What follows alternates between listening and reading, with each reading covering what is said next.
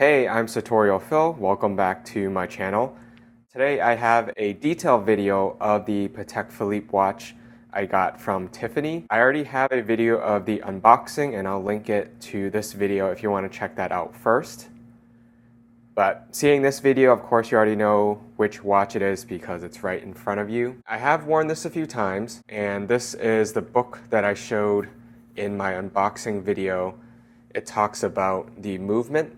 This is the annual calendar with the 24-hour indication, and this one also has the moon phase. This specific model doesn't have a special name, unlike the Nautilus or the Aquanaut. This one is called the Complications Annual Calendar. That's the name that Tiffany gives it.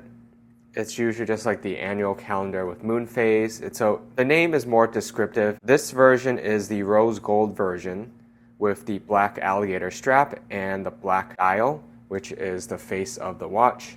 And in this video, I'm gonna put it on to show you guys, and then I'll try to pair it with a couple different outfits, more close-up shots rather than maybe the full outfit, just so you can see how it wears on the wrist. And right now I have it on the pillow, you could say, that it comes with in the box, and then this is actually the dust bag for the box. Again, if you want to check out the packaging, I recommend that you look at the unboxing video where it comes in a Tiffany box plus the Patek Philippe box. So the Tiffany blue box was made specifically to house the packaging for this watch. And then one more thing before I go too much further, I do also have the valuation letter that came in for the watch. This is the description from Tiffany. You can see I was talking about the Complications Annual Calendar strap watch, and then it just gives more description on the design of the watch. This watch is $47,970, and even though it is Tiffany Co branded, it's the same exact price as if you were to purchase it directly from Patek without the Tiffany Co branding.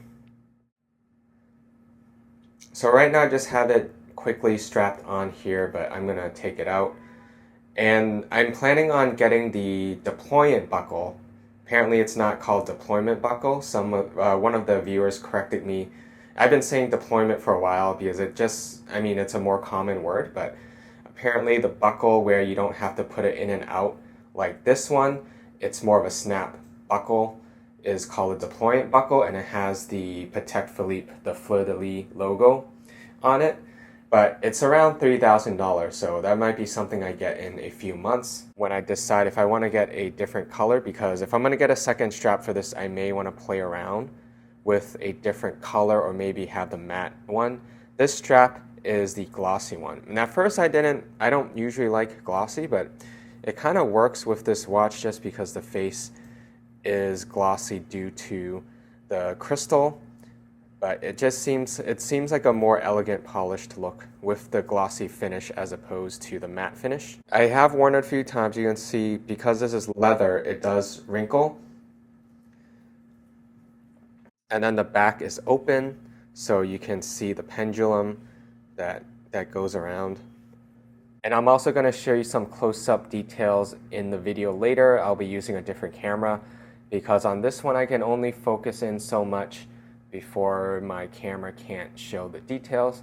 You can kind of make out Tiffany and Company on the moon phase right there. So that's something that Tiffany does themselves. And on the bottom it says Swiss made. Here you have Patek Philippe.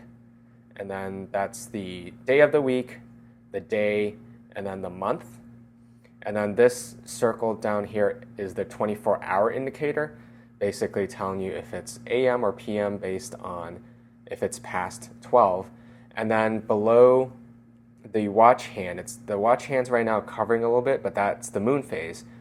It's basically a rotating disc with two full moons, and then they have the aperture designed so that it shows you the shape of the moon. I think in this video, I actually still need to calibrate it. I think it's still like a few days off. I think you have to wait till a full moon or a new moon in order to calibrate it. And that's done using these parts here. You can see these depressions. There's a small pen tool that I showed in the unboxing that you would use to press one of these four to basically change this annual calendar or the moon phase, and then you use this crown to change the time. So there's actually, I think, four, well, including the crown, there's 5 ways to set this watch. And that's partly what makes this complicated as well. Both my Rolex and AP only have this crown to change the time and then the day and then the day. But this one has a few other extras.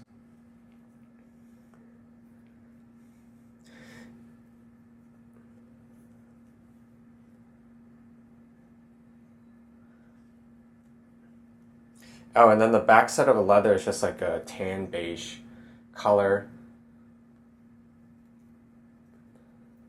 So, I mean, there's nothing special about putting it on because it's just like any other watch. I should mention that this metal piece is also in 18 karat rose gold.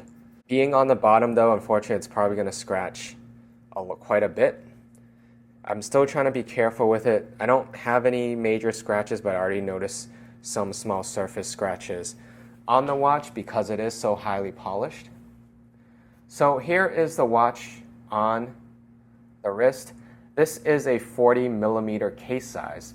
I do have relatively narrow wrists, so the problem is it kind of sits on my wrist bone a little odd, so it tends to jut out a little bit the way that the strap connects to the case here. This is the largest watch that I have. The AP that I have is a 37mm, and my Rolex Datejust is 36 millimeters. So it just happens to work out that my latest watch is the most expensive and the largest. The AP is the second most expensive, second largest, and then my Rolex is least expensive and also the smallest case diameter, case size. This one, the pendulum of the winding system is pretty loud compared to my AP and Rolex. The Rolex I can't really hear when I do this because the back isn't an open back. I think that's why. This one though, I can hear the pendulum whirling around when I do that. And obviously taking off is simply undoing the buckle, making sure the pin doesn't catch on the strap when you take it off. And also on the crown, it's going to be kind of highly reflective here, but the crown does have the Patek Philippe logo, which is 4 of the fleur-de-lis that's designed or placed, so it looks like a cross. And I showed this booklet in my last video, but just to show you a little bit more again, this is talking about the movement, not this specific watch, or not the specific watch model, like the entirety of it. And it's thick, but it's the same thing over and over again, just in different languages. So this just gives you a more close-up view of the movement that's inside of the watch.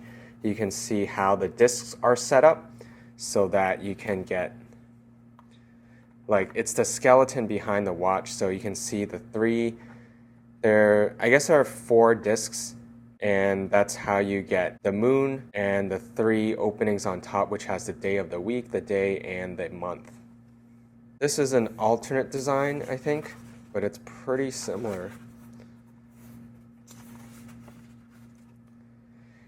And this watch was actually introduced in 1996. I don't think it's as old as the Nautilus, but it's still pretty classic. It's been over 20 years.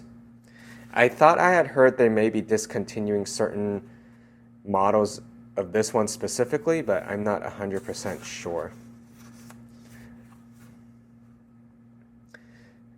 So this is a self-winding movement, so it's automatic. The winding crown has position 1 and position 2. And then this is a breakdown of all the different parts of it.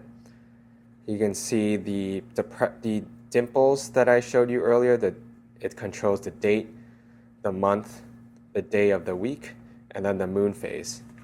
And then the position of the crown sets, position 1 is to manually wind it, which you usually do if you forgot to put it in a watch winder and you haven't worn it for a couple days. To get it started, they usually recommend that you wind it a little bit before you start wearing it, because otherwise when you set the time correctly and you put it on, it's going to slow down again until it gets the pendulum, like it gets enough winding movement to catch up. So they recommend that you wind it a little bit if the watch has completely stopped before you put it on. So this is just an instruction booklet, like how to just adjust it, taking care of it, things like that. So, and then now this is in French.